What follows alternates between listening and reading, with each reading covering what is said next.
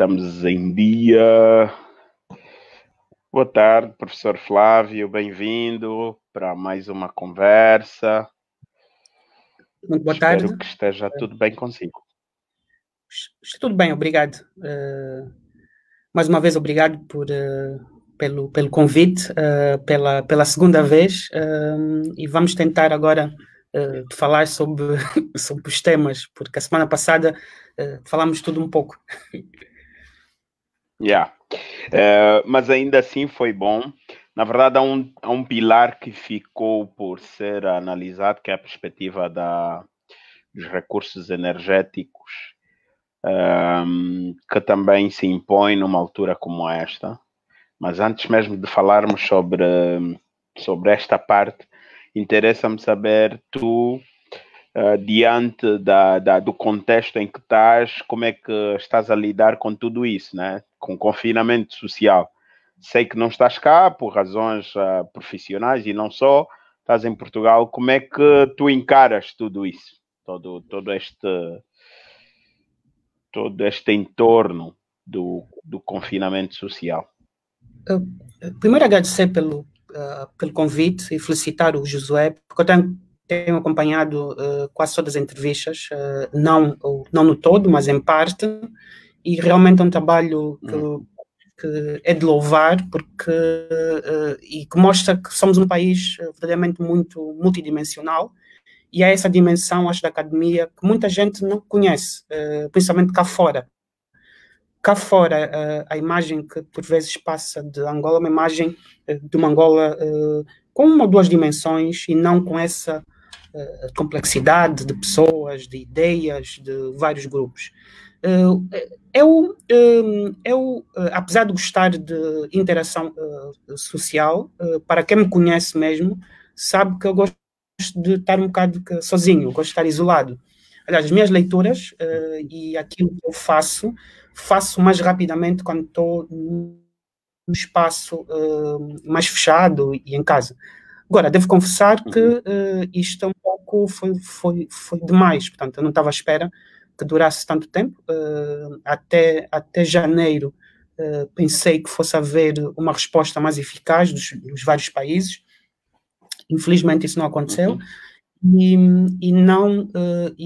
sinto um bocado a necessidade de sair, embora em Portugal já tenham relaxado. Este semestre estou em Portugal, porque estou a dar aulas no segundo semestre, mas efetivamente isto tem um efeito psicológico, porque nós somos seres sociais. Acho que Aristóteles, quando disse que nós somos um animal social ou político, depende da tradução. Acho que a tradução mais correta é animal que social. Portanto, eu acho que precisamos de interação humana, precisamos de sair. Embora eu, no meu caso, desde muito jovem, desde miúdo, gosto de estar sozinho.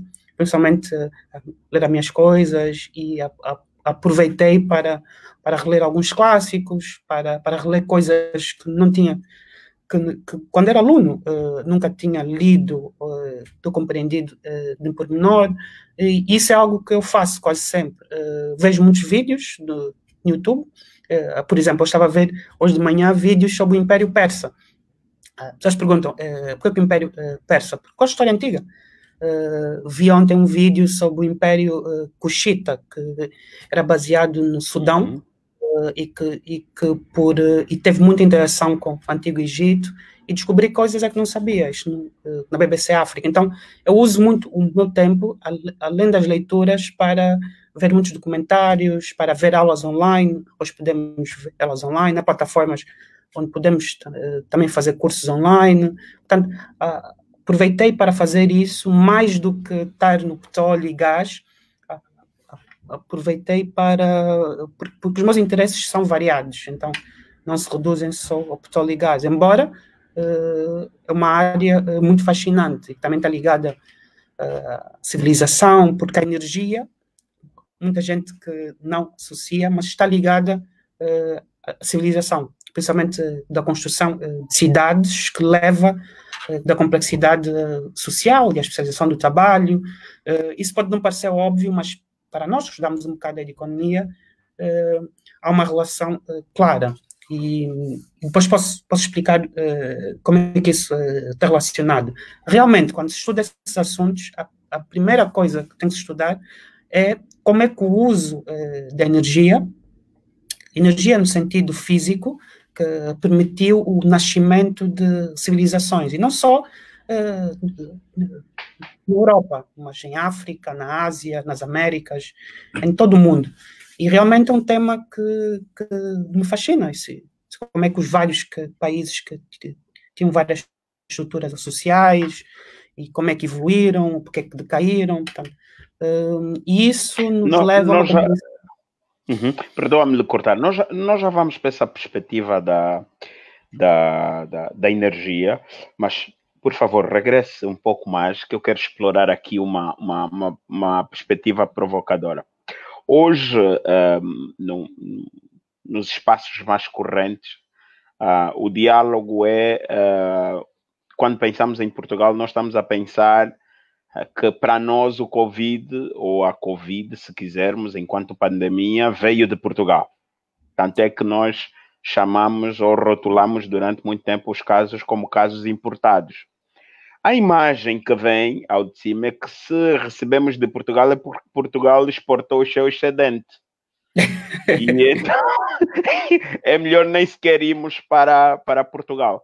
Mas tu que estás aí, como é que tu encaras o comportamento das pessoas? Esse é o primeiro aspecto. O outro é o facto de aqui nós estamos a ter muitas dificuldades da relação entre o poder instituído, que é o estado de emergência, e a atitude das pessoas. Uns por pobreza estão na rua, outros por puro desafio institucional às instituições, outros por desconhecimento. Em Portugal, como é que tu avalias essa situação? Apesar deste seu silêncio e desse seu solilóquio em espaço confinado, como é que tu aprecias, tendo em conta os canais de informação que tens? As pessoas estão a respeitar o confinamento social, o distanciamento social, etc, etc, etc? Sim. Em regra, eu acompanhei isto desde o início, porque eu estava no Reino Unido e voltei no início do ano para dar as aulas, porque as aulas começaram em meados de fevereiro, cá, porque eu dou aulas de mestrado. Os portugueses reagiram de uma forma diferente do Estado. Inicialmente, e posso dar o exemplo da minha universidade, a Nova, tomou atitudes antes até do próprio Estado. Houve, sim, muita gente que desrespeitou, mas eu não acho que tenha sido tão grave como foi em países como o Reino Unido ou a Holanda, em que, basicamente, houve uma atitude de que isto não vai ser tão grave e não vai ser necessário o Estado tomar medidas adicionais. Então, a sociedade civil praticamente obrigou o Estado a tomar medidas. Tanto que o primeiro-ministro, inicialmente cá, do que eu acompanhei, não quis ir pelo estado de emergência. Ele quis aplicar a lei sobre proteção civil. O presidente, creio que foi forçado praticamente a impor isso, e mais tarde, creio que foi uma pressão da sociedade civil, e creio que as pessoas assustaram-se com o que viram, principalmente na Itália e depois em Espanha. E depois Portugal tem uma vantagem enorme. É um país, como sabe, é um país que não é tão rico como o norte da Europa, há diferenças culturais muito profundas, pode não parecer, mas há. Depois eu posso te explicar que há aspectos não tão positivos que nós também herdamos aí de Portugal, há aspectos positivos, os aspectos não positivos, mas a verdade é que, como Portugal só tem uma fronteira terrestre com a Espanha, não foi tão afetado, e as pessoas assustaram-se. Pelo menos, eu não digo uma maioria, mas uma minoria muito significativa com o que viram na Itália, principalmente quando fecharam a Lombardia, a região que foi mais afetada, o norte. Então, as pessoas e muitas empresas e universidades agiram antes até do decretar o estado de emergência. Por exemplo, na última semana, antes de decretar o estado de emergência, a minha faculdade estava praticamente fechada. estava aberta, mas os alunos já não foram assistir e o reitor decretou que se passasse as aulas já online. Portanto, e nós nem programas online praticamente que temos. Há alguns, mas não como na Inglaterra. A Inglaterra nisso está muito mais avançada do que Portugal. Portanto, esta crise, então acho que houve uma diferença entre a sociedade civil e o Estado. Agora, houve muito desrespeito, houve pessoas que não levaram a sério, pessoas que iam à praia, pessoas que estavam a passear, mas a partir do momento em que se decreta o estado de emergência, creio que houve um respeitar. Agora, houve também alguns erros aqui do Estado. O Estado inicialmente dizia que não é preciso máscaras, eles não tomaram medidas para comprar máscaras, como fez Taiwan. Eu escrevi um artigo sobre isso, que Taiwan até comprou máquinas da Alemanha para fazer máscaras para a sua população. Isso porque estavam preparados desde a primeira crise asiática. Então Portugal não foi tão afetado, creio, por causa disso. Agora é que está-se a fazer muitos testes, há muita... E tive, curiosamente, um colega meu, que vou convidar até para uma das minhas aulas, porque eu convido sempre convidados para darem uma aula específica sobre temas que eu não domino, então trago um convidado, e ele apanhou do Covid-19.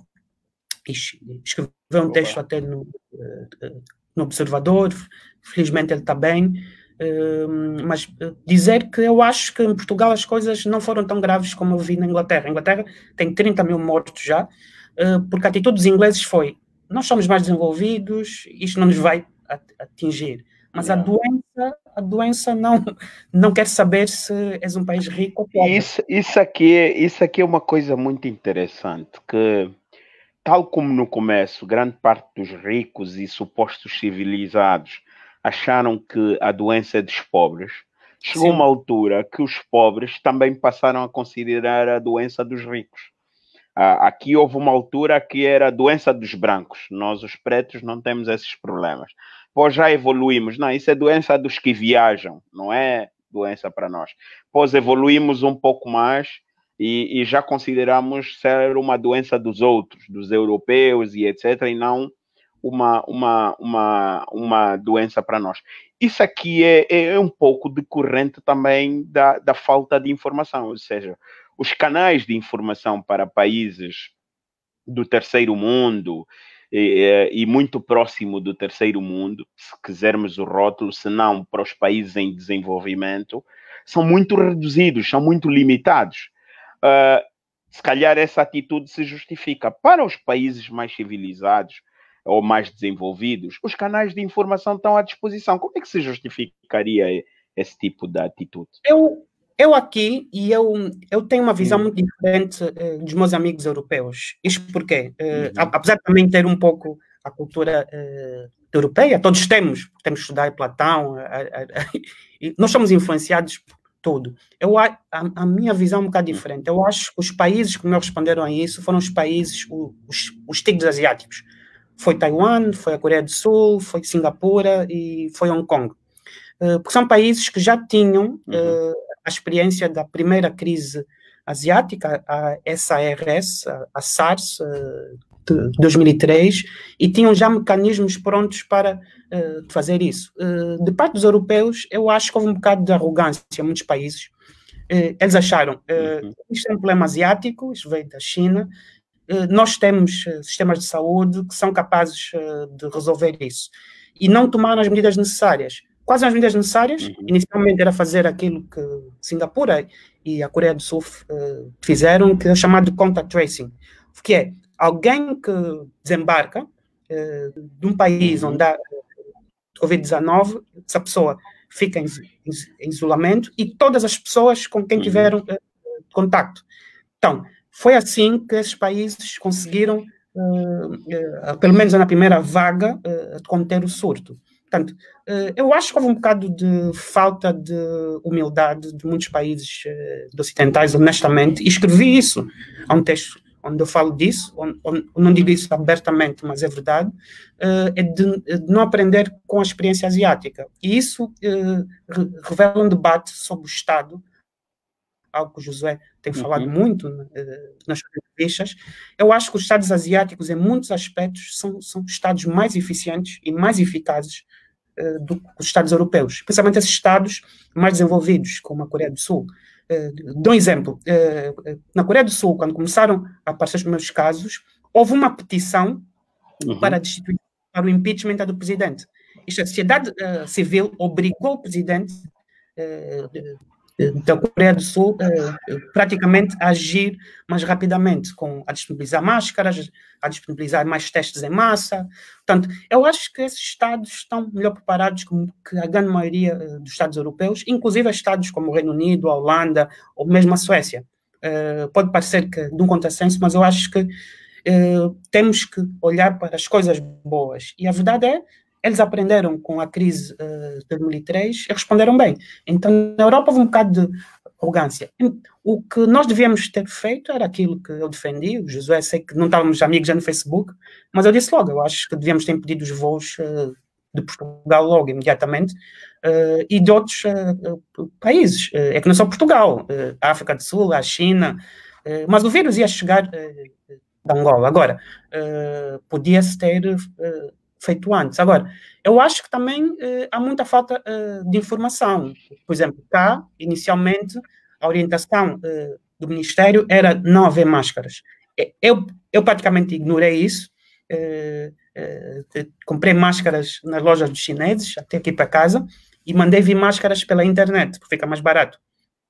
Portanto, houve pessoas que ignoraram. Mais tarde, como viram que o uso de máscaras é uma das razões que impediu a propagação do vírus, isto na Ásia, olhando para os países asiáticos, os países europeus agora estão a dizer, não, agora todos têm que usar máscaras, e mesmo quando foi levantado o estado de emergência em Portugal, porque se levanta uma questão constitucional, também não vou entrar nisso, porque é um debate que, honestamente, interessante, mas não na minha especialidade, apesar de eu dominar as questões, mas até levantou-se do confinamento, dia 4 de maio cá, mas mantiveram-se muitas das obrigações, como o uso de máscaras, o uso de distância.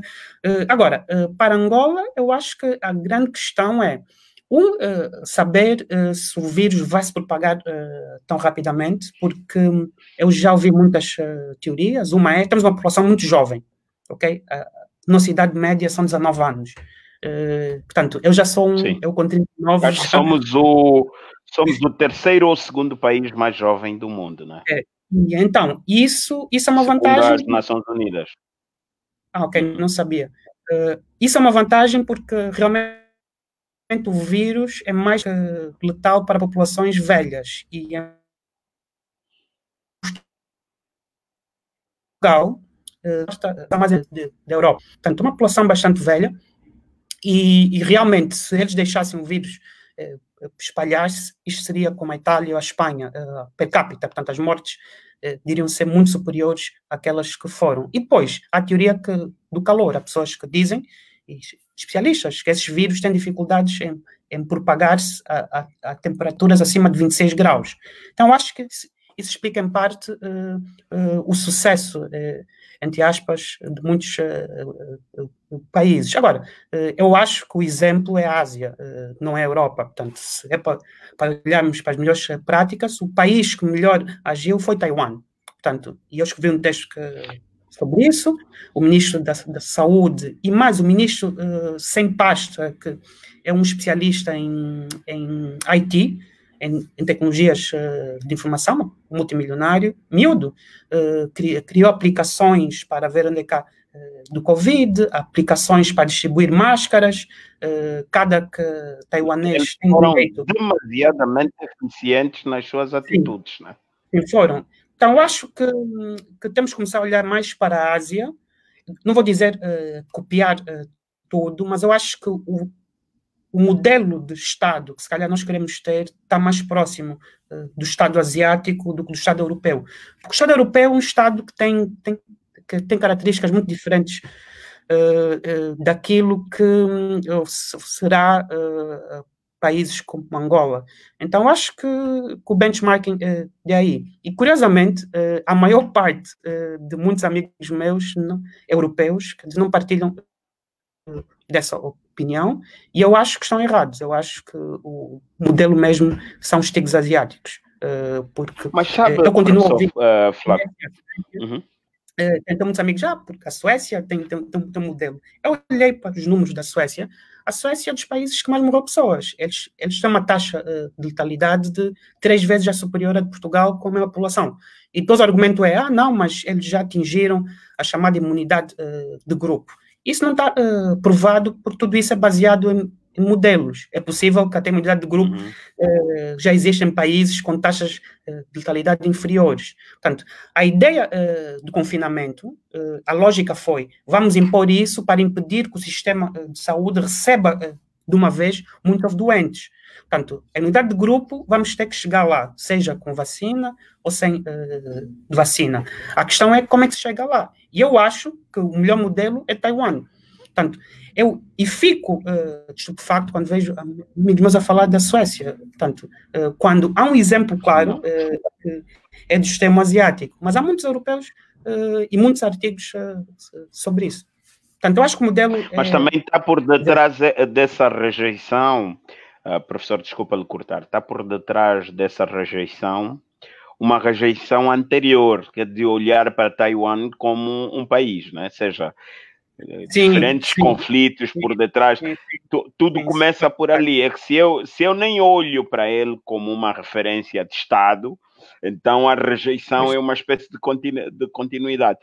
Mas, professora, em relação a esse modelo asiático, o que vem ao de cima é o seguinte: sim, há um posicionamento de poder de Estado para todas as referências. Mesmo a China pode-se encontrar muitos defeitos, mas também conseguiu controlar a dado momento e hoje consegue olhar um pouco mais de forma positiva para a doença.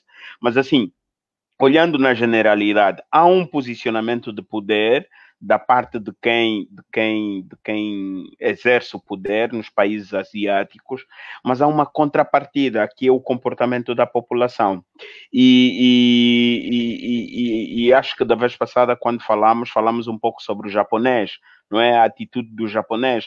E nós temos vários exemplos, quer dizer, o comportamento da população asiática em relação à disciplina também permite que se criem espaços de realização do poder do ponto de vista do controlo das pandemias, do ponto de vista do controlo da pobreza, do ponto de vista do controlo estratégico, até para o fomento econômico. Ou seja, nós temos hoje os gigantes asiáticos a darem como é que eu posso dizer, sinais de positividade a nível da revolução industrial, a nível da revolução tecnológica e etc. Mas está por detrás também um conjunto de atitudes que devem ser valorizadas, que começam na qualidade da cidadania, não? Sim, nós podemos criticar às vezes muitos países europeus pelas atitudes os neocolonialistas, mas a verdade é a mudança começa em nós. Então, como é que a sociedade civil emerge em contraponto ao Estado? Porque o Estado não se confunde com a sociedade. O Estado é uma figura jurídica, uma pessoa coletiva, direito público, e basicamente que serve para atingir certos fins. E não vou entrar aqui no debate sobre o Estado, porque há vários, isso é um tema de filosofia política. Dizer só que eu acho que existe um aspecto que não existe bem em África. Eu vou escrever um texto sobre a África e vou falar um bocado sobre isso. Quando falamos da África, há várias Áfricas. Acho que já falamos disso. Angola é um país entre 54. Há características que são comuns, mas há muita coisa muito diferente. Quando eu falo com amigos meus aí do Ghana, quando falo com amigos meus do Quênia, noto diferenças culturais muito profundas e não tem a ver apenas com o tipo de colonização que houve. Há diferenças mesmo culturais que não se pode. A Ásia tem uma vantagem, é baseada na cultura confucionista, o extremo asiático. Na China clássica, depois da unificação, o que seguiu foi a adoção do confucionismo como filosofia oficial do Estado.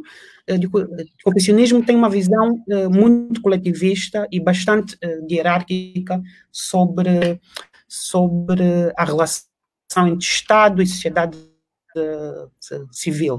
E essas sociedades que todas são todas influenciadas pelo confucionismo.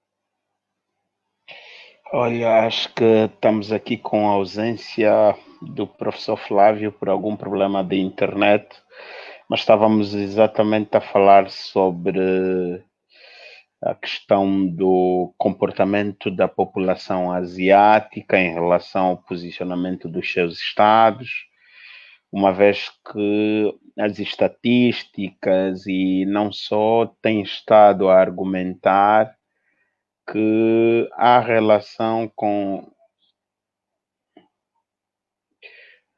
tem estado a argumentar que há disciplina e não só concorreram para um maior controlo da pandemia. Eu espero que o professor Flávio consiga entrar. A internet hoje não anda muito simpática, mas a quem nos assiste, nós estamos na última semana de análise sobre os efeitos sociais e econômicos do confinamento social, uma iniciativa chancelada pelo Centro de Estudos Jurídicos, Econômicos e Sociais da Universidade Agostinho Neto, onde o professor Flávio é também um dos professores visitantes para os cursos de especialização em petróleo e gás. E hoje estamos a dar continuidade a uma conversa que tivemos na semana passada e vamos falar sobre recursos energéticos. É claro que agora no começo eu tentei provocar um pouco o professor Flávio para falar do estado do confinamento social para a Europa. Professor Flávio, bem-vindo. A internet deu um treco há bem pouco tempo, Sim, mas caiu. Bem-vindo de volta. Estávamos então a falar sobre o comportamento da população asiática em relação aos posicionamentos de Estado agora para essa questão da pandemia. Isso é um debate muito longo e há muita gente que já escreveu sobre isso, mas a verdade é que existe uma continuidade cultural. Estamos a falar de 2.500 anos. Confúcio desistiu de uma figura histórica. Ainda hoje há descendentes de Confúcio e, curiosamente, estão em Taiwan, onde se preservou, mas essa cultura foi em Taiwan. Como sabe, o Partido Nacionalista de Kuomintang, quando o Partido Comunista Chinês vence a guerra, a Revolução Chinesa, que Kuomintang do Chiang Kai-shek muda-se para Taiwan. E curiosamente que Taiwan, como não houve uma revolução cultural, uma revolta contra os antigos símbolos, os comunistas achavam que era da opressão, que era da sociedade patriarcal mais hierárquica chinesa. Taiwan, curiosamente, é o sítio onde se preservou melhor a cultura chinesa. Portanto, já falei com alguns chineses que aceitam isso, porque o Mao ele queria criar um mundo novo e libertar-se da história chinesa que ele via como opressora. Portanto, hoje esse não é orientação do Partido Comunista Chinês, eles têm uma outra visão, mas a verdade é que foi durante os primeiros 30 anos da Revolução Chinesa. Então, eles têm uma cultura comum, onde há um respeito pelos mais velhos, há um respeito pela hierarquia, há um respeito pela ideia do chefe, que historicamente era o imperador, e eles têm uma visão de que a China era o centro do universo. E esses países, quase todos, foram influenciados por essa tradição confucionista, que dava ênfase às relações de grupo, às relações entre famílias, a obediência do imperador, o culto dos antepassados, que ainda mantiveram isso, apesar de serem sociedades ou espacialmente influenciadas pelo budismo, mais tarde, que importaram da Índia, e por outro tipo de tradições. Há uma grande minoria cristã na China, a Coreia do Sul, metade da população é cristã, portanto, mas o confucionismo é a herança comum dessa região, o que significa que existe uma predisposição para obedecer quando essa obediência é vista como legítima, né? Que também tem uma teoria sobre a desobediência, que tipicamente era feita através de revoluções. Historicamente, nós também tínhamos isso parcialmente em África. Claro que varia de país para país e de região para região, mas os Estados africanos não tiveram essa tradição cultural comum. Têm, na perspectiva Bantu, mas uma coisa mais leve, porque nunca fomos unificados no Império. Portanto, o Império Chinês foi tão grande que conquistou a Coreia, conquistou o Vietnã, conquistou a maior parte dos países vizinhos, e quando não conquistou, influenciou culturalmente. Portanto, inclusive o Japão, que também tem essa tradição confucionista, apesar de ser muito distinta. Então, eu acho que isso é que explica muito a forma como esses Estados... A disciplina. E a disciplina. O caso africano, nós tivemos Estados impostos pelos europeus, porque foram criações. Não é que não existisse Estados, eu rejeito essa ideia de que não tínhamos Estados. Nós tínhamos vários Estados que estavam em processo de construção, e temos ainda, chamada autoridade tradicional, e em parte nós rejeitamos isso, porque o Josué, que se reparar, em muitas das atitudes que eu vejo, é uma cultura híbrida. Acho que não temos bem, pelo menos nas cidades, acho que não é bem uma cultura africana tradicional, porque isso implicava a manutenção dessas estruturas que foram, em parte, interrompidas pelos colonizadores, pelos europeus. Professor Flávio, é verdade que abre-se aqui um espaço para próximos debates, porque o meu entendimento sobre tudo isso é que não importa o passado das sociedades, se elas não forem capazes de aprender com os outros e a tirarem lições, vão continuar a serem ultrapassadas pelos outros. E depois desse prévio diálogo que tivemos, impõe-se dizer que, para a perspectiva energética, a lógica é exatamente esta. O meu entendimento é que as sociedades estão a dar passos significativos com a busca de alternativas produtivas, não é? Com a inclusão de muita tecnologia produtiva. O consumo energético, como já falamos da vez passada, é função principal para que os recursos tecnológicos aconteçam, mas fixar a ideia no petróleo, isso está ultrapassado. Hoje temos que buscar diferentes alternativas para conseguirmos chegar lá. Como é que olha o apanágio disso no mundo hoje? Eu acho que temos sempre que olhar para a energia numa perspectiva sistémica. Não podemos olhar isoladamente. E essa sempre foi a minha perspectiva. E, como falámos anteriormente, o petróleo, em 1973, quando houve a primeira crise de petróleo, representava cerca de 50% do mix energético. Neste momento, representa que é 30%. O petróleo tem vindo a cair, e também atingiu esta dimensão, foi no pós-guerra, foi depois de 1945, porque a principal fonte energética nos países ocidentais sempre foi o carvão mineral. Agora, o que é que nós temos que olhar para países como Angola? Um debate sobre a diversificação, não vou entrar nisso, porque esse é um debate muito longo, e creio que o Josué que já sabe a minha perspectiva. Eu acho que temos que abrir o país, temos que ser um dos países mais abertos economicamente em África, essa é a minha perspectiva, para ter investimento não só externo, mas interno. Porque nós podíamos ter muito mais empreendedores que em Angola se tivéssemos mais liberdades económicas. Isso não se mede por leis. Eu não tenho essa visão positivista de que a lei reflete a realidade. A lei pode não refletir a realidade. E temos muitas barreiras informais das liberdades económicas.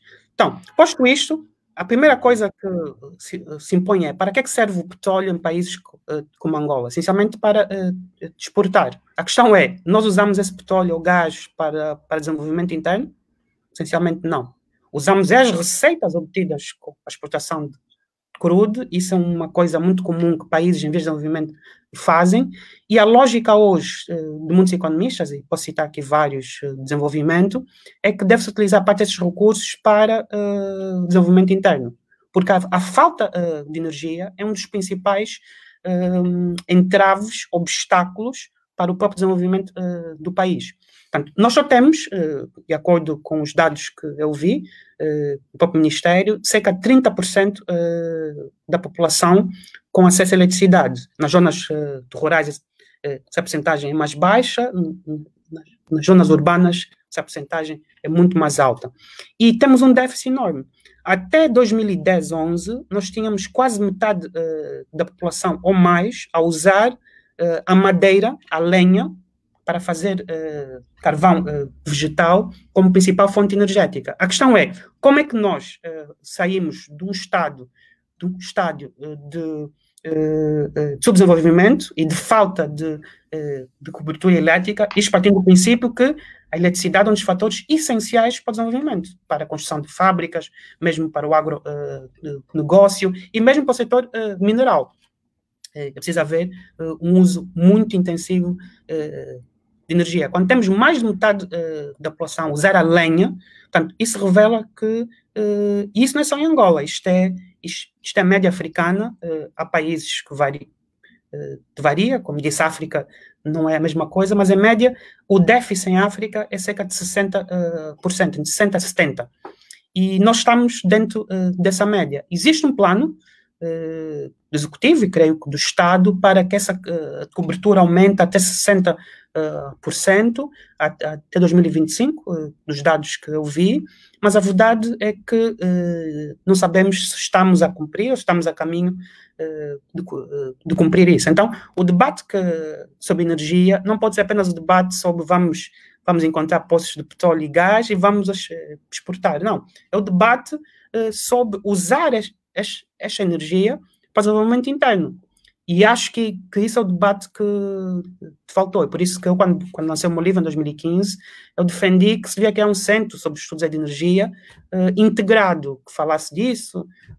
E acho que não é necessário. Eu acho que as universidades podem até fazer esse trabalho dentro dos seus estudos, mas a verdade é que este é um dos principais entraves ao desenvolvimento da África e ao desenvolvimento. E não é acaso que a Agência de Desenvolvimento dos Estados Unidos, a USAID, até teve um programa de colaboração com o Ministério de Energia e tudo, para ver se apoiava do ponto de vista técnico e aumentasse a capacidade de geração elétrica. E é por isso que aí é que se fala sobre o mix energético, que é como é que eu aumento essa capacidade. Aí é que entra o debate sobre a energia solar e a forma como a energia solar pode transformar vidas. E eu acho que dei o exemplo de uma apresentação que assisti em Oxford em 2016. Eu dou este exemplo a todos os meus amigos, de uma empresa que chama-se M-Copa, com Capa, e que usa o sistema de pagamentos móveis no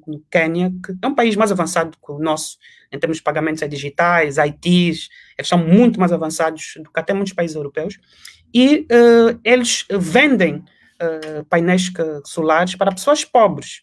sou vendedor de rua, e as pessoas pagam isto a prestações. Isto não tem subsídios públicos, zero subsídios públicos. Isto para dar o exemplo de que é possível fazer mais sem fazer recurso a fundos do Estado. Porque a minha perspectiva é, fundos do Estado pode-se usar, mas tem que se pensar sempre no custo de oportunidade do capital. Porque $1 bilhão de dólares mal utilizado é $1 bilhão de dólares que vai nos fazer falta no futuro. Então, é por isso que eu defendo uma maior participação do setor privado, principalmente numa altura onde o Estado não tem dinheiro, onde o Estado tem recursos muito inferiores aos que tinha há 10 anos atrás, e temos uma população a crescer. É por isso que eu acho que, inevitavelmente, nós vamos abrir o país. Acho que isso é inevitável, porque não vai haver dinheiro para se manter a monopólios artificiais e barreiras artificiais. Agora, eu preferia que isto fosse feito numa lógica mais bem pensada. E a verdade é que a energia solar é mais barata do que, por exemplo, o diesel. E nós falamos disso. Existe uma organização que acho que eu mencionei, que é a IRENA, que tem vários relatórios. Eu recomendo que os ouvintes vão ao site. É baseada em Abu Dhabi, que é o maior produtor de petróleo nos Emirados Árabes Unidos, especialmente é lá onde está o petróleo, Dubai não tem petróleo, e é a agência de energia internacional para energias renováveis. E eles têm relatórios sobre os custos de energia. Portanto, eu acho que temos que cada vez mais usar isto como stopgaps e abrir o setor e permitir que haja, criar incentivos para que os privados possam investir. Porque o Estado não vai ter dinheiro para substituir, não dentro do espaço de tempo que nós pensamos. Flávio, se olharmos para o mix energético, eu estou aqui a pensar nas teorias de localização produtiva e fico a pensar, o transporte, por exemplo, da energia hídrica aqui do centro do Rio Kwanza, esse conjunto de barragens, para os grandes centros de produção agrícola, não sai mais caro do que o estímulo à produção utilizando mini hídricas e etc., por exemplo. Ou seja, por que eu tenho que levar um ramal de energia para o Huila, quando há lá um conjunto de rios com quedas e etc., que com mini hídricas, sei lá, de 10 megawatts, de 15 megawatts, se podia, por exemplo, alimentar as indústrias? Ou isso é demasiadamente precário? E a lógica tem de ser exatamente esses macroprojetos? Não.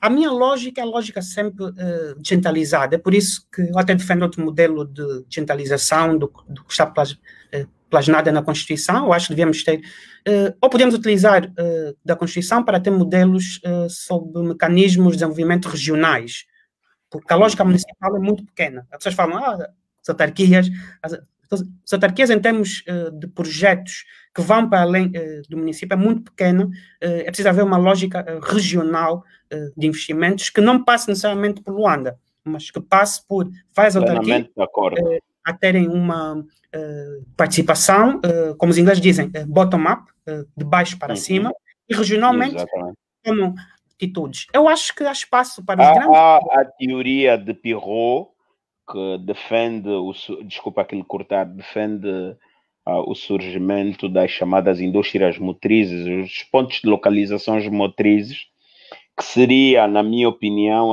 a escolha de 4 pontos focais de desenvolvimento do país. E isso passaria exatamente na lógica do desenvolvimento regional. Eu não posso pensar desenvolvimento para Lunda Norte, Lunda Sul, Malange e Mochico da mesma forma que penso desenvolvimento para o Cunene, Namibe, Huila e uma parte de Benguela. Não é possível.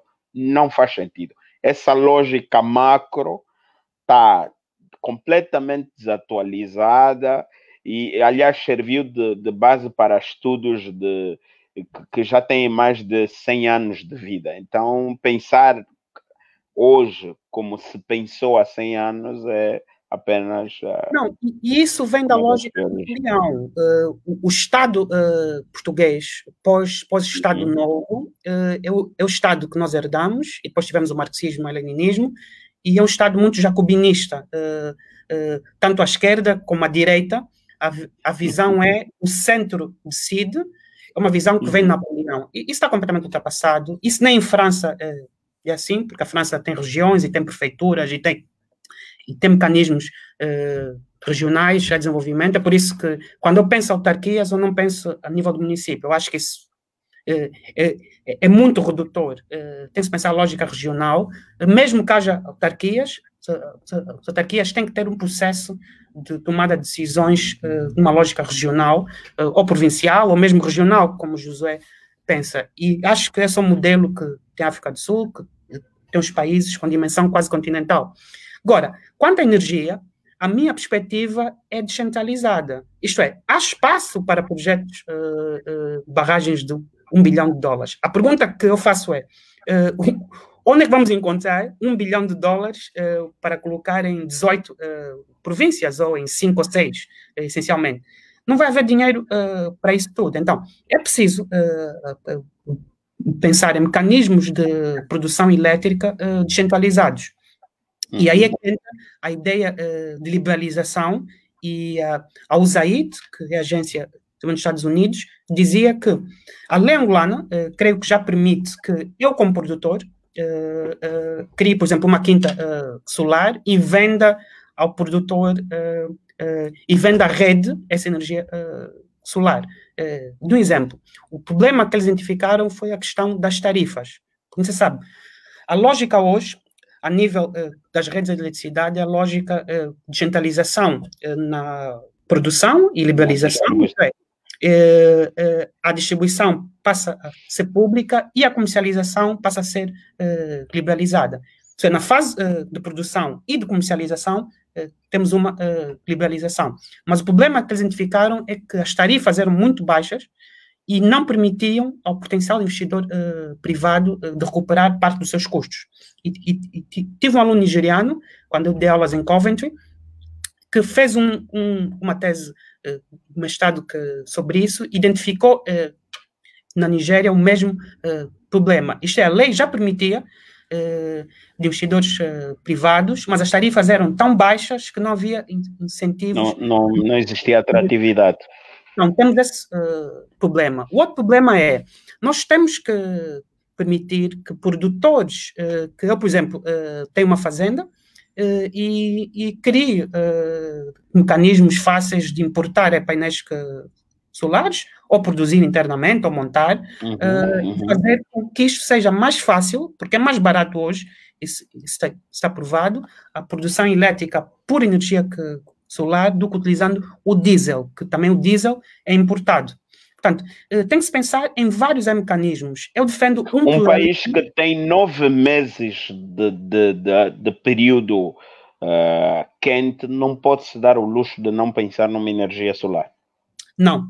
E também temos espaço para energia eólica, as zonas onde também pode, mas essencialmente, dos dados que eu vi, o principal potencial é o solar. Não significa que vamos ter 100% de energia solar, não, mas é aumentar a produção de energia solar dentro do mix energético. A África do Sul já está a acontecer, há várias quintas solares, em Marrocos já está a acontecer, com dimensões gigantescas, com investimentos privados para aumentar, essencialmente, da produção elétrica. E, para além disso, temos que ter empresas como esta que eu disse, que tem 1 milhão de clientes em Costa da África Oriental, a Mcopa, para vender estes painéis solares sem subsídios, para as pessoas mais pobres usarem isto e terem uma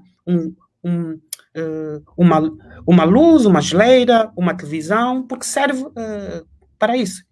São painéis que cerca de $150. Mas no Quênia não há tantas barreiras ao negócio como há em Angola. E não é caso que o Quênia tem um muito melhor ambiente de negócio que tem Angola. Eles devem estar 80 lugares acima de Angola. O problema de Angola o custo da energia solar em Angola, professor, desculpa que lhe corte, é ainda demasiadamente alto. E eu fiz uma prospecção na época em que construí a minha casa, que eu queria, em vez de ter um gerador, ter a energia solar. E para eu ter uma energia funcional na minha casa, que permitisse o funcionamento de todos os equipamentos, eu precisaria ter, na altura, 52 mil dólares. Quer dizer, não faz sentido que é muito caro. E é uma tecnologia importada da Alemanha. Na altura era uma tecnologia importada da Alemanha. Isso aí não se justifica, né? Mas aí voltamos aos custos de contexto.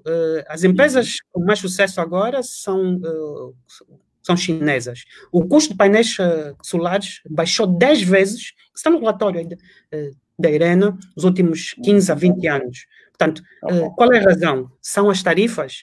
Ou é mesmo o próprio ambiente de negócios que é tão mau que fazem encarecer os custos?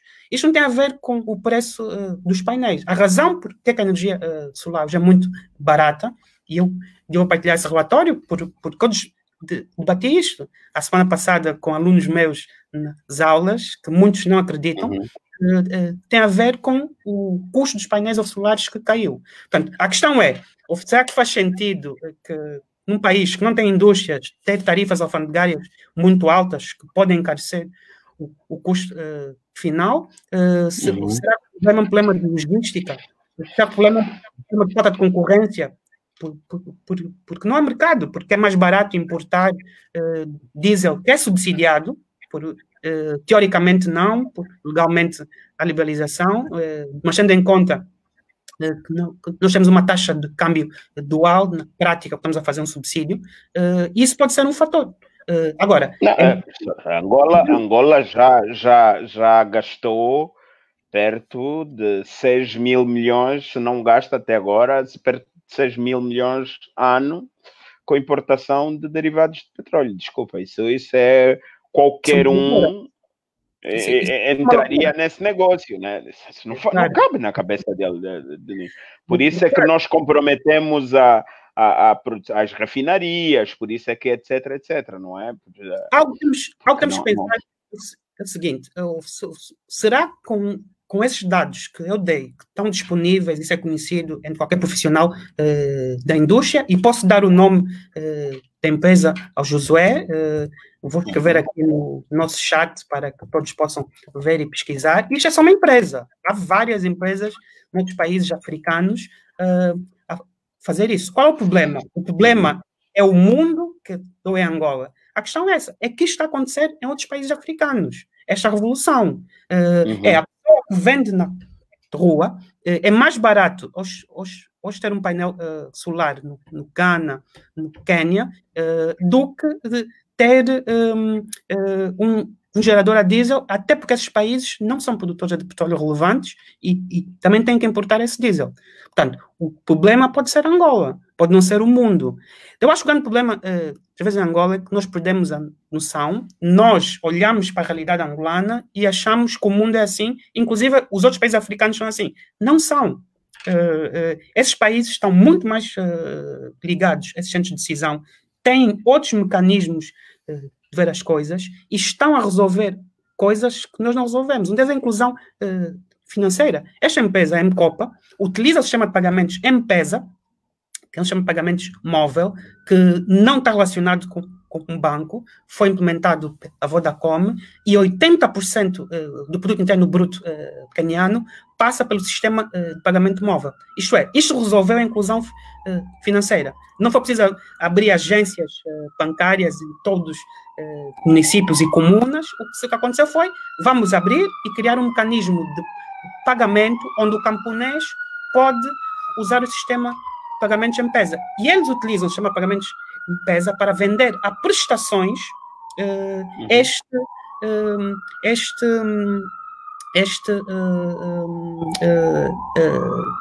eu não queria meter o comentário para te interromper a lógica, né? Era só para enquanto falasse. Sobre isso. Os custos painéis solares são relativamente baratos, é por isso que em outros países africanos temos já essa energia em ampla escala, como expliquei, a ser utilizada pelas pessoas mais pobres. Portanto, são casos Flávio, de Angola, pelos custos de fazer negócio de Angola e pelas máfias instaladas à volta do negócio do diesel, porque o diesel é subsidiado. E isso é uma razão que explica o porquê que da energia solar, em termos de negócios, não teve ampla aceitação. Temos os piores ambientes de negócios do mundo e temos que reconhecer isso. Os relatórios quase todos... Agora pensa comigo, e vou usar aqui a expressão do professor Carlos Lopes, que ele gosta de dizer assim, pensa comigo como uma pessoa completamente desinteressada, até pode passar por ingênuo. Eu olho para o meu continente, olho para o meu país e digo assim, do ponto de vista do ambiente ecológico, nós temos tudo, sem exceção, para dar certo. Temos sol, temos água, temos espaços territoriais demasiadamente extensos, vazios. Temos tudo para dar certo. A tecnologia para a produção da energia solar está à disposição. Hoje nem se coloca sequer o problema de patente, porque ela acaba por ser uma tecnologia à disposição das sociedades. Temos calcário e tudo. Olha, se queres uma notícia assim mais divertida e que me faz perceber porque é que o meu país, Angola, faz parte da lista das piores piadas ou das melhores piadas do mundo. Eu vi agora que o governo angolano disponibilizou 100 milhões de dólares e parte dos quais vão ser utilizados para importar calcário. Meu Deus, quando o país tem uma reserva de calcário significativa. Então, Flávio, tu até que já viajaste e tal, que consegues olhar de lá de fora para cá para dentro, onde é que está o problema? Eu, honestamente, eu acho que o problema está na nossa governação. O principal entrave, neste momento, e não digo em termos políticos, digo em termos da própria atuação do próprio Estado a dificultar um ambiente de negócios que permita que estas indústrias surjam como estão a surgir em outros países africanos. E eu não acho que Angola é um exemplo em África. Somos exemplos em muitos aspectos positivos, acabamos com uma guerra, isso foi para mim o maior alcance dos últimos 50 anos, acabamos com a guerra, e nós convivemos bem, ouvimos as mesmas músicas, vamos para os mesmos sítios, não há, em regra, grandes problemas nesse sentido, mas falta-nos uma governação, uma administração pública que melhore o ambiente de negócios. Portanto, não temos a logística que outros países têm e tudo é o Estado a quer fazer e, pior, impede que outros que outros façam. Está na porta, não entra e não deixa ninguém entrar. Não entra. Numa altura onde o dinheiro é praticamente negativo no mundo ocidental, no Japão, porque é que parte desse dinheiro não vem para Angola? Pelo contrário, nós temos em África um problema que é da fuga de capitais. E se calhar o Josué pode convidar o professor Carlos Lopes para falar disso, sobre a fuga de capitais, ou outros especialistas, que fuga de capitais é legítima, não estou a falar aqui de dinheiro obtido ilegalmente. A questão é a governação. E isso é fundamental. Temos que ter tribunais independentes. A questão é, quantos países africanos é que o Josué pode identificar em que um tribunal supremo pode decidir contra um chefe de Estado ou um chefe de governo, numa disputa sobre propriedade ou sobre impostos? Poucos. E isso é um fator fundamental. É o fator de um amigo meu, e de um grande abraço, dizia do fator confiança. Isso tem a ver com instituições. Uma delas temos que ter um Estado onde os tribunais são independentes e têm a última palavra. A última palavra não pode ser da administração pública, e temos que ter uma administração pública eficiente, onde não tenha, ou não coloque aí o amigo, o primo, o vizinho, onde as pessoas entrem pelo mérito. Escrevi um artigo recentemente sobre isso. E isso não temos em Angola. Estamos a construir, foram dados passos muito importantes nos últimos anos, é verdade, mas não temos. E há outros aspectos que têm a ver com o fator de reputação. Nós gabamos muito Angola, porque temos isto, aquilo. A Suíça não tem nada, mas a Suíça é dos países mais ricos do mundo. O Japão também não tem recursos, mas é dos países mais ricos do mundo. A Coreia do Sul ou Taiwan também não tem esses recursos que nós temos, mas são dos países mais ricos hoje do mundo e que responderam melhor à crise. Então, qual é a diferença? É a governação. E temos que reconhecer, temos que ser honestos. Não temos isto. E governação nos mais variados níveis. Eu não estou falando em termos políticos. Exatamente.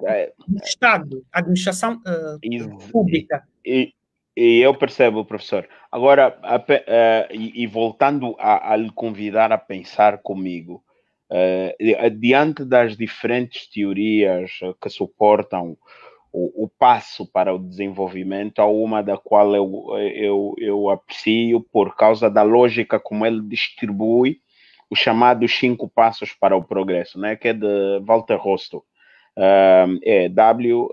O Walter com W e o Rostow termina com W. E ele fala dos 5 passos para o progresso. O último passo dele é o chamado consumo em massa. Mas antes, ele diz que há uma transição que se impõe do modelo de produção tradicional para aquilo que ele chama como a preparação para que o desenvolvimento aconteça. E aí ele sugere que, por exemplo, se tu continuares a olhar para a economia informal como inimiga, como rival, ou apenas como objeto da arrecadação de impostos, se tu continuares a olhar para a agricultura familiar como uma agricultura de pedintes, de misericordiosos, de subsistência, e não perceberes que a agricultura familiar é a fonte a maior fonte de alimentos para a sociedade. Se tu continuares a concentrar todas as fontes de produção de energia na mesma cesta, colocar todos os ovos na mesma cesta, correndo o risco do rio Kwanza parar e o país ficar às escuras e etc., tu não partes para o progresso. Ou seja, todas as ideias que constróis à volta de um modus operandi tradicional não te darão liberdade para transformar essas ideias em sucesso. Há também aqui um problema de mentalidade muito forte. Ou seja, antes da construção do poder, há aqui uma necessidade de transformação mental da sociedade no geral, de se preparar para que isso aconteça. Para terminar, vou lhe dar um último exemplo. O professor falou há bem pouco tempo a questão da atratividade. A atratividade é condicionada pelo ambiente de negócio, sim, verdade, no sentido de quem decide investir, mas ela também é condicionada pela qualidade de consumo. Do ponto de vista do consumo energético, a minha percepção, e Angola está a viver problemas muito graves com o sistema pré-pago, é que a tarifa é baixa, mas ainda assim, grande parte da população não anda muito interessada a pagar energia. Ou seja, a qualidade do consumo também compromete o ambiente de negócio. E não há uma agenda clara, objetiva, concreta, de transformar esses níveis de consumo da população. Qual é a sua opinião sobre esse discurso aqui? Não, excelente comentário. Parece muito bonito, mas reflete a nossa desgraça, né? Eu não conheço do autor, obrigado pela recomendação. Eu sigo muito aqui o que nós chamamos de a economia institucional. E recomendo que leiam bastante sobre a economia institucional. E eu falei um bocado disso na minha tese atualmente, porque o meu segundo orientador é economista institucional e tem feito muita coisa interessante. Até escreveu um livro sobre biocombustíveis, que depois posso falar.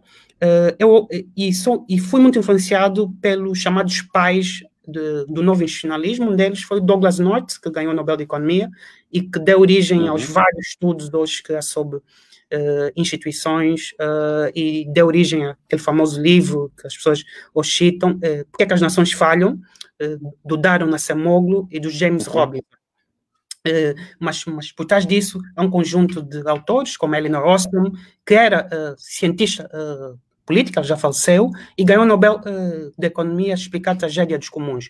Portanto, eu encaro o subdesenvolvimento como um problema institucional.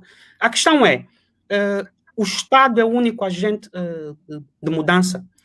na lógica jacobinista que vem do Estado Novo português e que o marxismo, leninismo trouxe de um maoísmo, o Estado é o único agente econômico.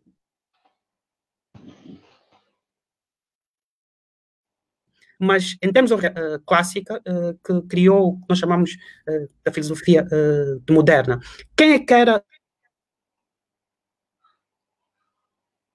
cidadão em Atenas? Muita gente que não sabe, mas em regra estava associado a quem tinha a capacidade de comprar o seu próprio equipamento militar para defender a sua cidade. E quem era este cidadão? Não um rico oligarca, que tinha vários escravos.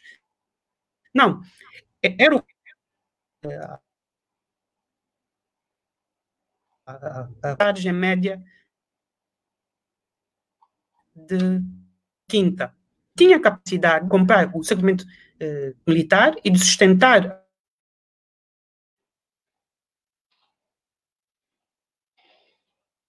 a sua família e produzias modernas sobre o Estado. Então, quando nós pensamos de economia, temos que pensar que a economia informal não é inimiga. Isso é uma visão muito jacobinista, mas pode ser nessa economia informal que vão surgir os grandes conglomerados do futuro. E mais, mesmo em países como a Alemanha, como os Estados Unidos, as pequenas e médias empresas representam cerca de 90% da mão de obra empregada.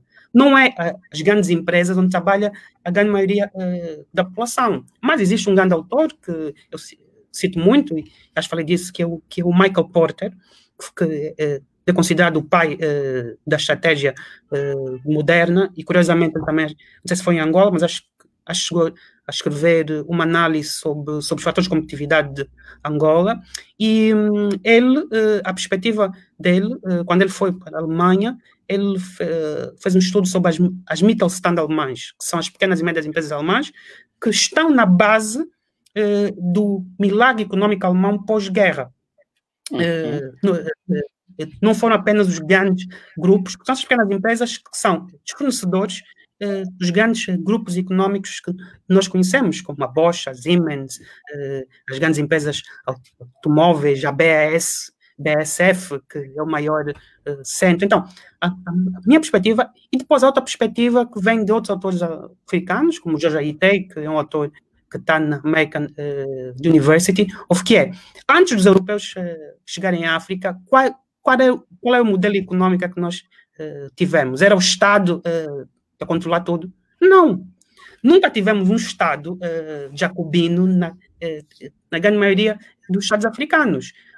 Mesmo em Estados muito poderosos, como na África Ocidental, como o Império de Songhai, o Estado existia com alianças com a sociedade civil. E não houve uma ideia, o Estado é que vai fazer isto e vamos proibir as pessoas de vender nos mercados. Não, nós tivemos nas tradições africanas indígenas mercados, onde os preços eram negociados livremente, onde do vendedor, do camponês com o seu excedente, vai ao seu mercado e vende. Havia regulação, mas nunca uma ideia que vem do Karl Marx, que é vamos centralizar que é tudo, só nós é que vamos decidir quem vão ser os grandes grupos agora. Que é um modelo e uma lógica que existe em muita gente em Angola. E muitos economistas defendem esse modelo. Não. Na verdade, eu acho que não há economistas a defenderem o centralismo, porque o centralismo ofusca as liberdades.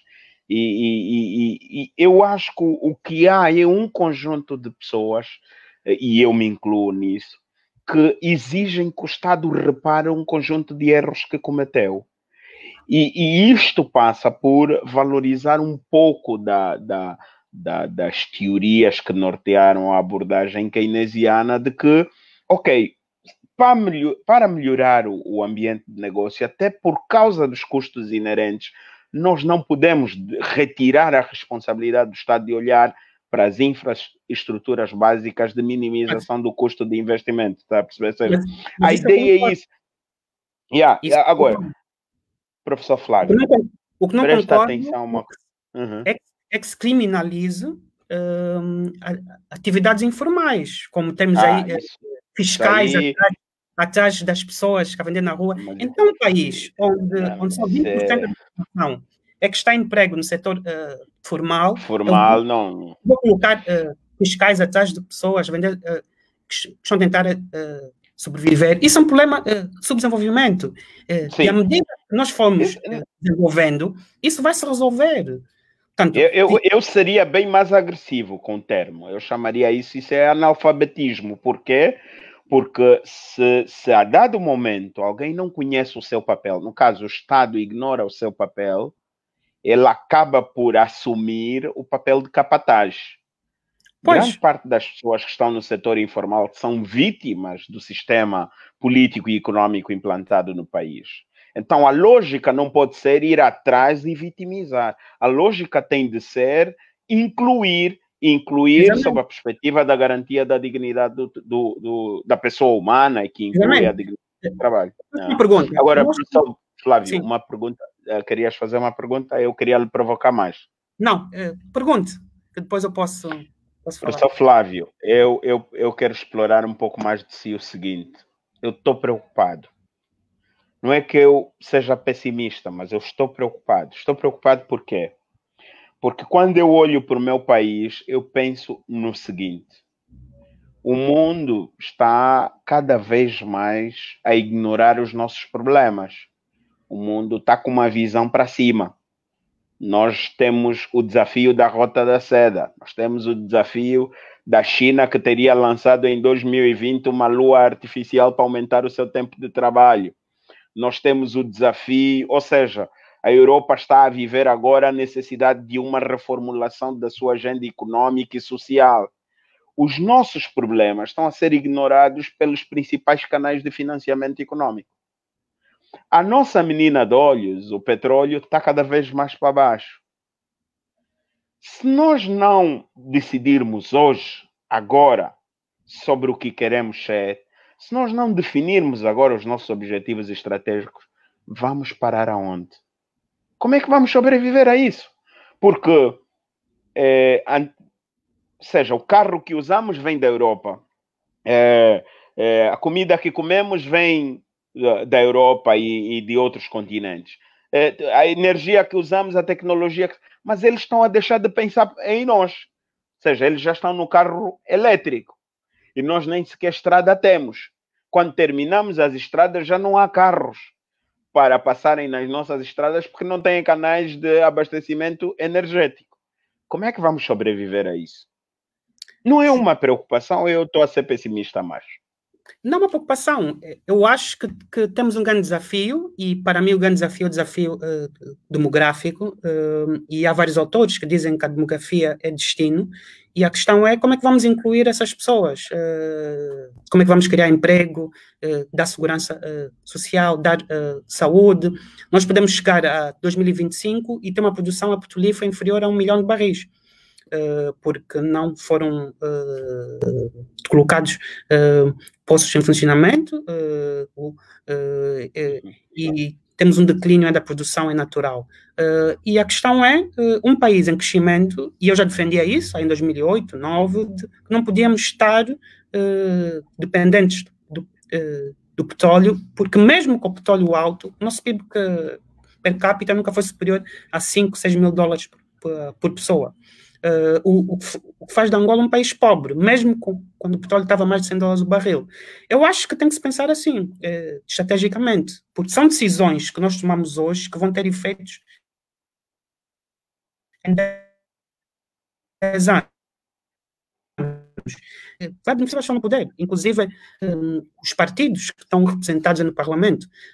Agora, o que temos muitas vezes é um debate sobre o passado, em que se debate questões de redistribuição, quando a produção petrolífera está a cair, quando temos uma população a aumentar, e sim, eles não estão muito interessados em África. Eles vão estar interessados em África, realmente vai ser o grande mercado emergente dos próximos anos, porque é um mercado muito virgem ainda, e eu disse, Josué, que não vejo a África como Angola. Angola é um país muito especial. E eu, quando falo com vários amigos meus do Ghana, eles reconhecem isso. Porque há coisas que existem em Angola que já não existem nem na Nigéria, nem no Ghana, nem em países que nós achamos não tão avançados e que estão mais avançados que nós, em termos de democratização, em termos de governação e muitos outros indicadores, e o ambiente de negócios. Eu acho que tem que se pensar assim, estrategicamente. E sem se pensar em energia assim, e sem se pensar as políticas públicas assim, vai ser muito complicado. Eu vou dar um exemplo muito específico. Como é que é possível nós termos desenvolvimento quando estamos a pensar, por exemplo, um tema que é muito debatido, e eu já ouvi muitos debates sobre isso, em autarquias ou locais, com um modelo de gradualismo que vem de Moçambique, que é um modelo que falhou em Moçambique, quase que levou à guerra civil em Moçambique, tanto que Moçambique aprovou regiões administrativas recentemente, porque eu estive lá em Moçambique, tive uma conferência de petróleo e gás e fiz vários contactos, mas eles já têm o M-Pesa. Eles são muito influenciados pelo mundo anglo-saxónico, tanto que fazem parte da Commonwealth. Só que têm também muitos aspectos muito semelhantes aos nossos. Então, acho que sim, tem que se pensar assim. A questão é, o que é que está a impedir, por exemplo, com que mais pessoas tenham acesso aos painéis solares? E eu já dei o exemplo e dei o link da empresa que eu assisti em Oxford, que faz isso, e várias. O que está a impedir que os mais pobres tenham acesso a mecanismos descentralizados de produção elétrica que não dependam de uma rede, porque também é o debate das chamadas redes elétricas off-grid, fora da rede, porque quando o Estado é incapaz de dar uma luz, eu tenho que resolver a minha questão. E as pessoas resolvem isso pelo gerador. Ou quando não tem gerador, usam o diesel para a lâmpada, ou querosene, ou então usam o carvão vegetal. Então temos que fazer estudos sobre isso. O problema é a falta de estradas. Nós nem sequer autoestradas temos. Nós estamos a falar de revolução agrícola e mercado interno, quando nem sequer autoestradas temos para permitir um maior fluxo de trocas no nosso mercado interno. Isso, e gastou-se, creio que, 20 mil milhões de dólares ou 30 mil milhões de dólares, e muitas dessas estradas ou já não existem ou estão em estado de degradação. A questão essencial é que tipo de país é que eu posso dizer que tipo de país eu gostaria de ter. Eu gostaria de ter um país como Botsuana. Eu gostaria de ter um país mais descentralizado, com várias autarquias que não apenas a nível municipal. Acho que temos que ter autarquias a nível regional. Não faz, e não faz sentido isto gradualismo. Eu acho que isso é um bocado, acho que vai ser um tiro nos pés, porque vamos ter uma Angola a duas velocidades. Uma Angola onde há autarquias, onde vamos ter mais desenvolvimento, porque vai haver mais responsabilização, e pessoas a fugir de municípios para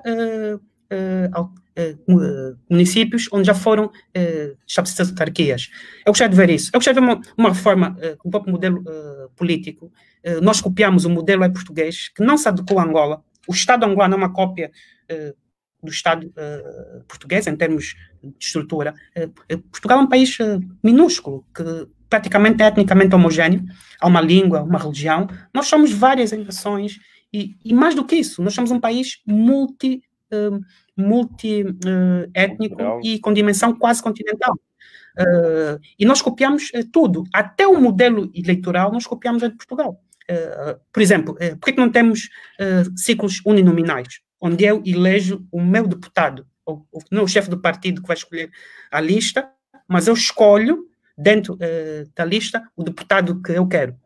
Porque copiamos de Portugal. Ipsis verbis. É que nem tivemos um debate de olhar para a Alemanha, que tem um sistema misto, e quais são os países europeus não tem um sistema de lista fechada com o sistema que nós temos. Portanto, e defende um modelo parcialmente regional, onde temos mecanismos de regionalização. Portanto, então acho que temos que pensar isso tudo. A própria administração pública, de qual é o modelo?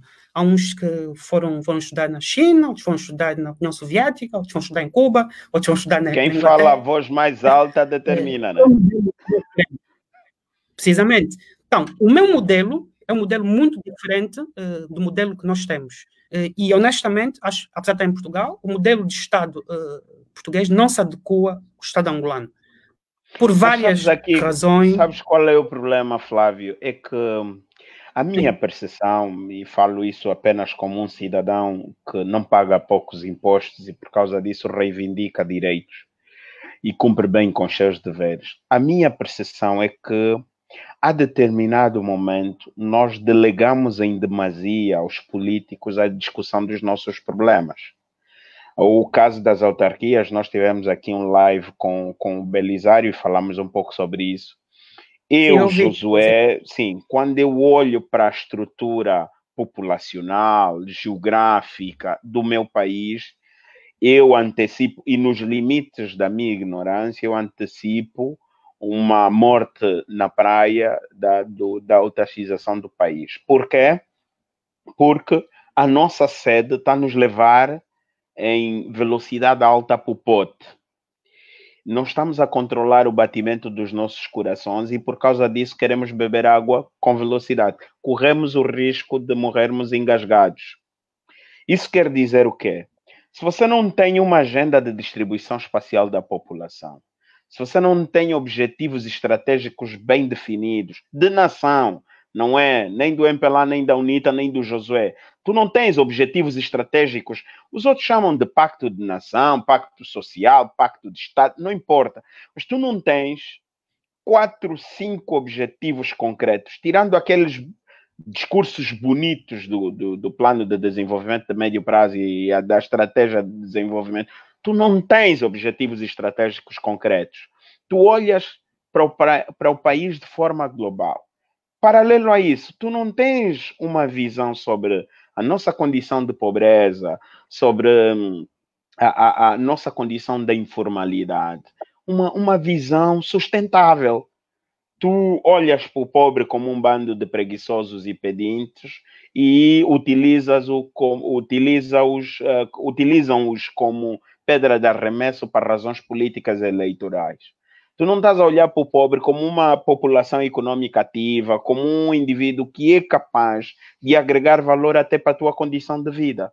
Então, nós não temos necessidade de de reclamar por falta de conhecimento, porque os diagnósticos estão aí, Flávio. O problema aqui é que nós queremos, como sempre, e disseste muito bem, copiar o que os outros já fizeram. É autarquia, se deu certo nos outros, aqui vai dar. Farmácia, deu certo nos outros, aqui vai dar. É, serviço de táxi, deu certo nos outros, vai dar aqui. Ou seja, a gente leva a vida a copiar modelos porque não queremos valorizar a nossa idiosincrasia, os nossos saberes, as nossas inteligências. Fogo, o Flávio está em Portugal a dar aulas em Londres, é muito bom e tal, mas o que custa eu pegar um talento como o Flávio, trazê-lo para cá, quando as universidades aqui estão a ser dadas aulas por pessoas sem experiência, com pouco hábito de leitura, está a perceber? Ou seja, nós não temos sequer uma agenda de caça-talentos para fazer do nosso país um verdadeiro país. Grande parte das pessoas que dão valor ao nosso país são pessoas externas ao nosso país. Se tu perguntares sobre Angola ao sul-africano, ao botsuanês, ao namibiano, ao congolês democrata, eles olham para o nosso país com olhos de ver. Mas se tu perguntares a um angolano sobre que país tem, grande parte de nós nem sequer noções sobre o valor da nossa riqueza têm. Então, ficamos a gastar tempo a discutir questões do politicamente correto, do senso comum, e ignoramos a necessidade que temos de. Desculpa abrir aqui esse parênteses, mas é um sentimento manifesto Não, sim, decorrente do sim, que sim. acabaste de dizer, né? Não, eu acho que faz todo sentido. E Josué, mais uma vez, obrigado pelo convite. Eu diria só, eu não tenho as respostas todas. Eu tenho algumas ideias de como é que deveria ser feito. E estou convencido com Angola. Por várias razões, eu não vou entrar, há muita gente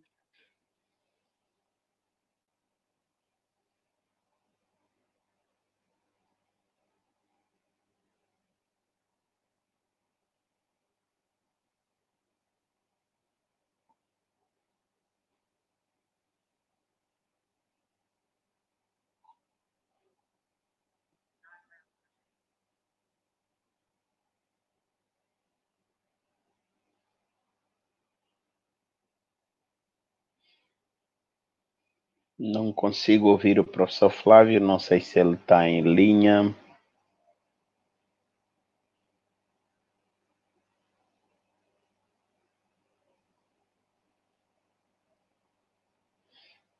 Professor Flávio está aí. Olha, mais uma vez perdemos-lo, mas já estávamos no fim.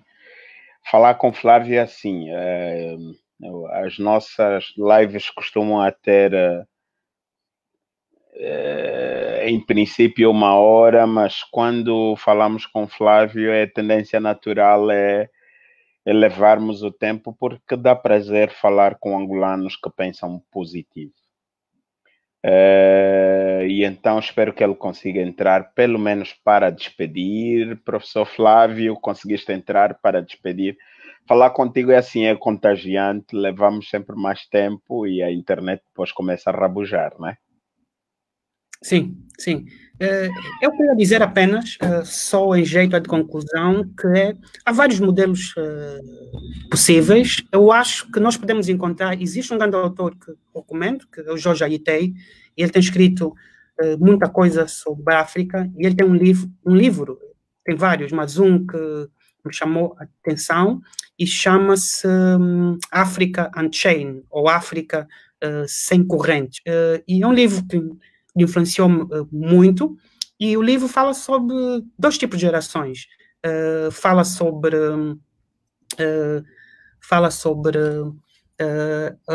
a geração dos hipopótamos e geração das chitas. E ele tem outro livro que é sobre instituições indígenas africanas, que eu não acabei de ler o livro, mas conheço que o argumento do livro, um livro que eu comecei a ler, e, portanto, nós podemos encontrar na própria história africana a existência de coisas que nós achamos que não existiam, mas existiam, como mercados, o uso de moeda, o uso de propriedade privada, da conviver com propriedade comunitária. A ideia que nunca tivemos propriedade privada é mentira, havia da conviver com propriedade comunitária. Portanto, nós temos uma história que é mais complexa do que aquilo que nos disseram, nos ensinaram durante anos, e podemos ver os bons exemplos. Claro que não vamos olhar para os maus exemplos. Então, a questão é, em países como Angola, o porquê é que é tão difícil tomar medidas? Eu acho que em parte foi o fator guerra e o fator político, porque sempre tivemos um partido no poder, e temos um outro partido que também tem uma visão, ou teve uma visão inicialmente também muito especial, né? Exclusivista. A questão é, num contexto de democracia, o que é que nós podemos fazer? Então, eu acho que teria que haver esses consensos, do consenso de que a justiça, devia ser independente, do poder político, de facto. O outro é de que temos que ter direitos de propriedade. Existe outro grande argumento que é de que os pobres em países em vias de desenvolvimento têm terras, mas a terra, como não é deles, acaba por ser um capital morto. Mas nós temos uma norma na Constituição que diz que a terra é a propriedade originária do Estado. Eu pergunto, isso faz sentido? A meu ver, não. Há poucos países no mundo... Olha, permita-me abrir aqui um parênteses, que foi aprovada uma lei agora, na véspera da Covid, sobre a lei das garantias reais, onde, sim, graças a Deus, já se consegue ter no património uma garantia real para usufruto à livre iniciativa. Eu confesso que ainda não tive acesso à lei, mas ela foi aprovada pela Assembleia Nacional, e eu acho que era uma lei que já era para ontem, não é? Mas era só para dar um apêndice a esta... Mas dizer que está na Constituição, e isso não tem lógica, que a terra é das comunidades e deve ser das pessoas. E quando eu tenho dentro da terra, a terra tem que ser minha.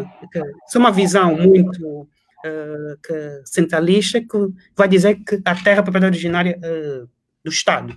Não pode ser. O Estado tem os seus bens de domínio público, mas a terra é das pessoas. Essa é a minha perspectiva. E, e se olharmos para as nossas instituições tradicionais, essa é a visão que as pessoas têm. Ninguém vai dizer ao chefe da aldeia, ao soba, não, esta terra é do Estado. não é sua, é dos seus antepassados. Portanto, é uma visão que vai contra a nossa história até tradicional, que é uma história quase universal. Portanto, isto para dizer que existe um grande economista, que é o Hernando de Soto. Ele escreveu um grande livro nos anos 90, que é o Mistério do Capital, e ele depois foi consultor do Banco Mundial, e dizia que, precisamente, a terra devia ser utilizada como garantia para empréstimos, como garantia para fazer as transações, e que parte dos formas de desenvolvimento era a dificuldade que havia em registar as terras, ok? Havia um problema de registros, e também atribuir, porque havia muitos conflitos. Então, o Banco Mundial teve um programa, e tem ainda, só que ajuda vários países a alterarem o seu sistema de registros. Hoje até utilizam a Bitcoin, a plataforma da blockchain, para registrar as terras, para que isso não se apague, porque havia muitas fraudes em muitos países. É um país da América Latina que está a fazer isso. Eu depois posso fazer chegar, dizer que temos que alterar o nosso modelo e forma de vermos o Estado. Então, eu quero construir uma fazenda para um projeto agropecuário. Por que a terra não pode ser minha? Porque tem que receber uma concessão de 60 anos. Isso não tem lógica. Eu preciso dizer, não, mas a lei permite. Sim, mas a lei reflete aquilo que está na Constituição, que é uma herança que vem do marxismo, da ideia do Estado que é alienígena, a própria visão africana de que a terra é comunitária, mas também é privada. A ideia de que não havia terras privadas é um mito. Havia terras privadas. Chama-se Hernando de Soto. Então, isso para dizer que há várias perspectivas que nós podemos ter. Eu estou a dar aqui a minha perspectiva. Eu, pessoalmente, eu acho que temos que fazer essas reformas e temos que ter uma visão de que a economia é que vai fazer com que depois o Estado se torne forte. Porque se tivermos uma sociedade civil forte, uma economia forte, as pessoas vão pagar impostos, o Estado vai usar esse dinheiro dos impostos para as políticas públicas. Agora, a ideia do que o Estado é que vai ser o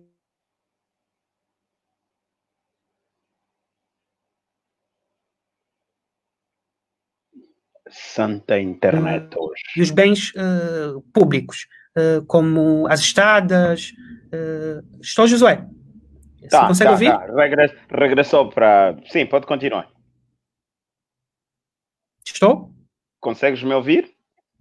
Estou? Não sei se as falhas na minha internet.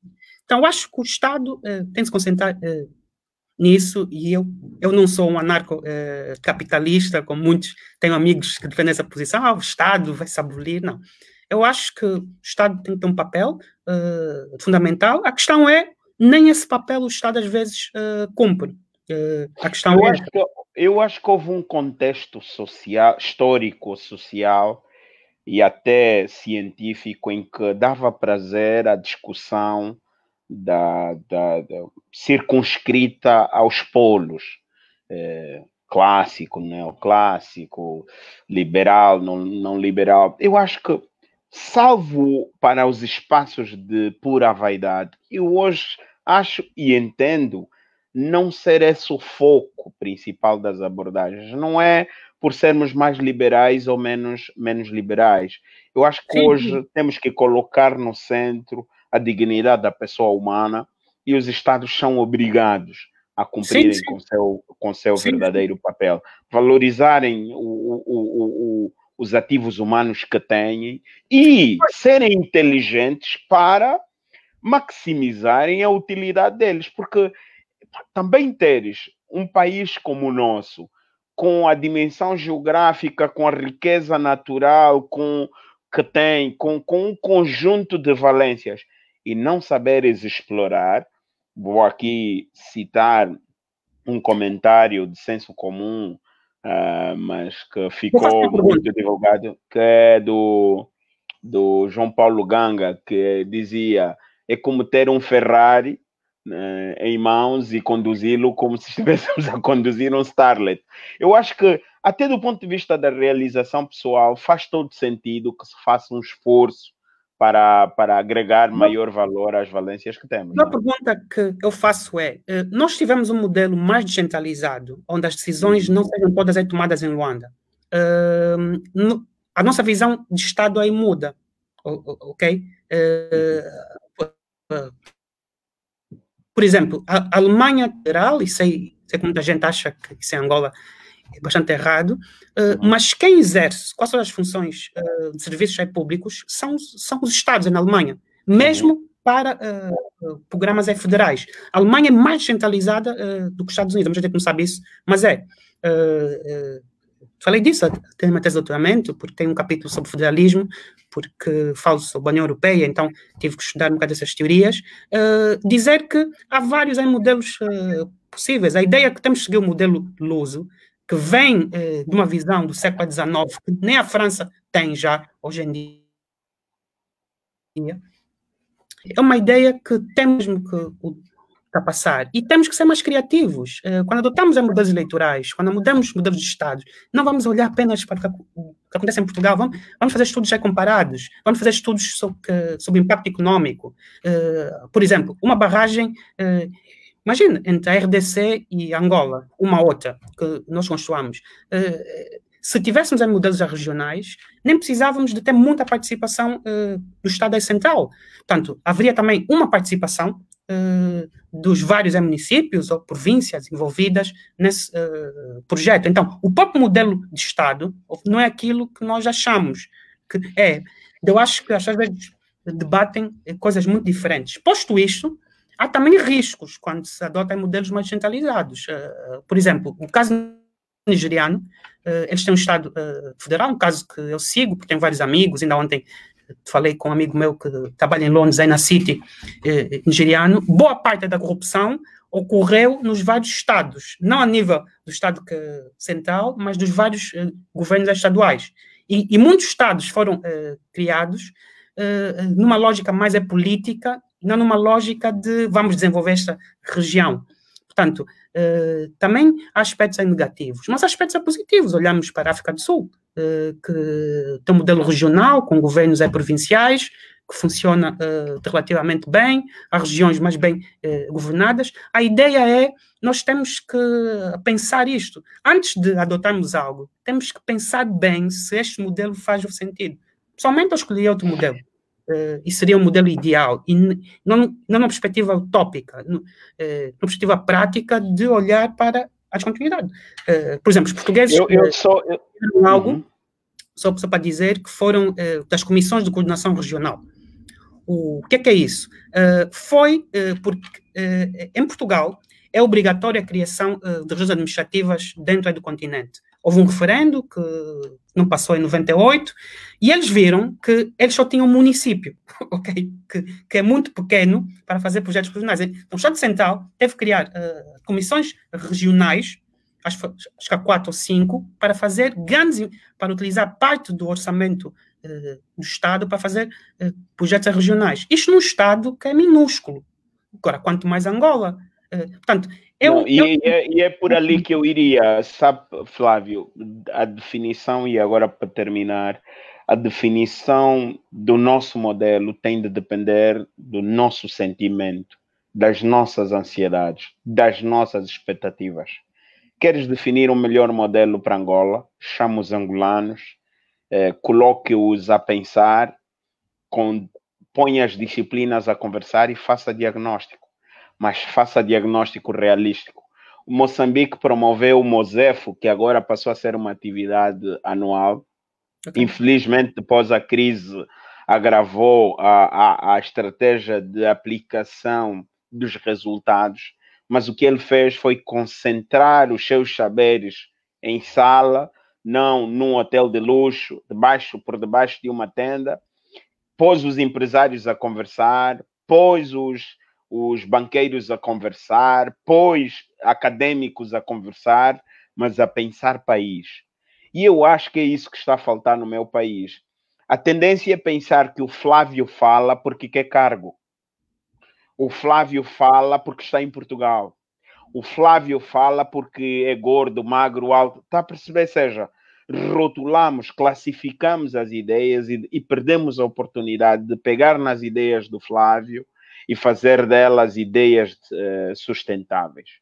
A partir do momento em que tivermos um Estado que é capaz de valorizar os diferentes saberes e traduzi-los em decisões sustentáveis, nós temos sim condições para definir um modelo que pode servir de referência para a África e pode servir de referência para o mundo. Mas, acima de tudo, pode servir de referência para nós angolanos. Foi mais ou menos o que se passou em relação à paz.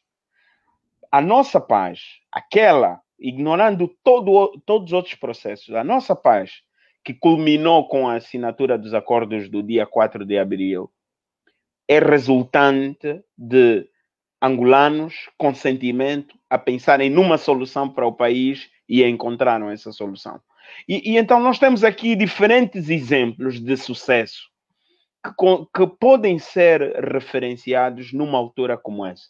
E esperamos, é claro, que cada um de nós, no limite das suas possibilidades, com as ideias que tem, consiga mexer com o sentimento de quem governa para partir rapidamente para esta decisão. Flávio, muito obrigado pela sua disposição. Já disse aqui que falar contigo é difícil. Hoje estamos quase em 2 horas de diálogo. Obrigado, Mas eu sinto prazer em falar consigo. E há muita gente aqui persistente que continua a estar conosco, a ouvir. Tivemos muitos comentários de gente nossa. Está aqui até o Patrício Kingongo, que vai ser um dos meus próximos convidados. É o outro jovem que eu disse que também decidiu especializar-se na área de petróleo e gás. E então vamos ter outras oportunidades para conversar. Muito obrigado. Desculpa mais uma vez por te privar da sua família. Não, obrigado eu. Eu queria apenas, espero por outras oportunidades. queria apenas despedir-me e dizer que o caminho que eu estou a seguir é o caminho que eu escolhi. Sempre quis ter uma carreira internacional. Continuo ligado a Angola. E dizer só que se eu quisesse seguir a política, teria-me filiado a um partido e estaria nos CAPs ou noutro tipo. Essa não foi a opção que eu fiz, porque sempre vi o mundo só angolano e vou continuar a contribuir. E eu acho que já paguei o meu preço como angolano. Eu cresci em Angola e também cresci na guerra, também passei pelo período de conflito e também perdi familiares, apesar de não ser militar, e acho que já paguei o preço que teria. Acho que agora é minha função de contribuir e, honestamente, eu quero estar ligado ao setor privado.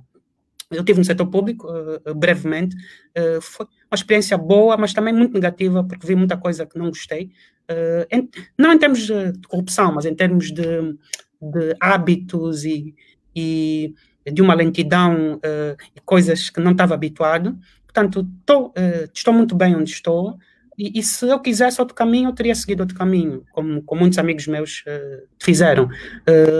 E acho que é legítimo as pessoas que queiram ir para a política. Eu acho que a minha visão é estar no setor privado e no setor académico. Eu acho que aí faz a diferença. E dizer que todos temos ideias para contribuir. Eu também conheço a Patrícia, um grande jovem, assisti ontem o debate que houve, e queria felicitar ao Sérgio, ao Josué, a todos, e aos vários comentários, em especial ao professor Carlos Lopes, que te recomendou outro livro que eu não conhecia, do Hernando de Soto.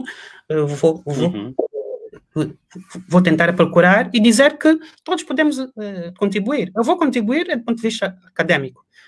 E eu estou a seguir o caminho que eu sempre quis seguir. E se quisesse outro, eu teria feito outras escolhas. Eu acho que todos temos o nosso caminho. O meu caminho é outro. E felizmente dei-me bem, que correu bem e está a correr bem. E dizer só aos jovens para não desesperar que Angola é um país com grande potencial. E a principal riqueza somos nós, não é o petróleo, e não é o diamante, não é isso tudo, somos nós. E se pensarmos assim, eu acho que podemos ter um país melhor. Aprenda o suficiente, porque sei que terás oportunidade para trazer cá as suas experiências e agregar valor. Muito obrigado. Obrigado. Um abraço para si. Nós estamos na nossa última semana, porque depois, para essa primeira temporada, vamos fazer um interregno e vamos continuar. Esta semana vamos encerrar provavelmente no sábado, se não na sexta-feira. Mas a todos que têm estado a assistir, nós agradecemos. Um abraço a todos. Isto é uma iniciativa no Centro de Estudos Jurídicos e Econômicos da Universidade Agostinho Neto e no âmbito de uma pesquisa sobre os efeitos econômicos e sociais do confinamento social. Paz e bem a todos, estamos juntos e até a próxima.